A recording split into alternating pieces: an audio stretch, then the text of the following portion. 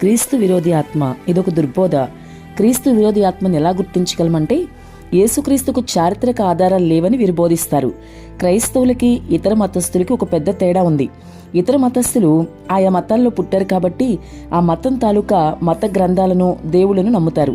కానీ క్రైస్తవులైతే తాము ఏదో మతంలో పుట్టి తమ మతాన్ని పరిశీలించి తమ నమ్మకాల్ని ప్రశ్నించి వాటిలో సత్యం లేదు అని అనిపించి క్రైస్తవ్యాన్ని పరీక్షించి దీనిలో సత్యం ఉందని గ్రహించి క్రీస్తు వద్దకు వచ్చినవారు.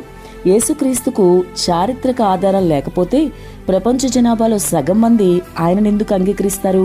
రోమా చరిత్రకారుడైన టాసిటస్ క్రీస్తు శకం 116లో అన్నల్స్ 1544లో క్రీస్తు అనే పేరును బట్టి క్రైస్తవులని పిలువబడుతున్న ఒక గుంపు ఉంది అని రాశాడు.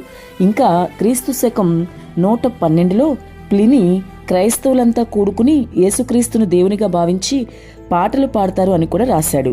క్రీస్తు శకం 70లో రాయబడిన టాల్మండ్లో పస్కా పండుగ రోజు సాయంత్రాన క్రీస్తును చంపారు అని రాయబడింది. అంతకు 40 రోజుల ముందు ఆయనను రాళ్లతో కొట్టి చంపాలని యూదులు ఆలోచన చేశారు అని కూడా అక్కడ రాయబడింది. యూదుల చరిత్రకారుడైన జోసిఫస్ క్రీస్తు శకం 93లో జూయిష్ యాంటిక్విటీస్ అనే గ్రంథంలో యేసుక్రీస్తు సహోదరుడైన యాకోబును యూదులు రాళ్లతో కొట్టించి చంపారు అని కూడా రాశాడు.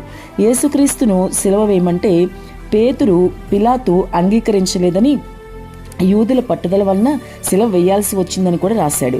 మరి యేసుక్రీస్తుకి చారిత్రక ఆధారాలు లేకపోతే ఇవన్నీ ఎలా రాశారు అంటే, యేసుక్రీస్తుకు చారిత్రక ఆధారాలు ఉన్నాయి కాబట్టి ఇలా ఎవరైతే యేసుక్రీస్తుకు చారిత్రక ఆధారాలు లేవని బోధిస్తారో ఇదంతా క్రీస్తు విరోధి ఆత్మ వల్ల జరుగుతుంది. కాబట్టి ఇది ఒక దుర్బోధ. సంగమ జాగ్రత్త, ఈ దుర్బోధలో పడి నిన్ను మోసం చేసుకోబాకు.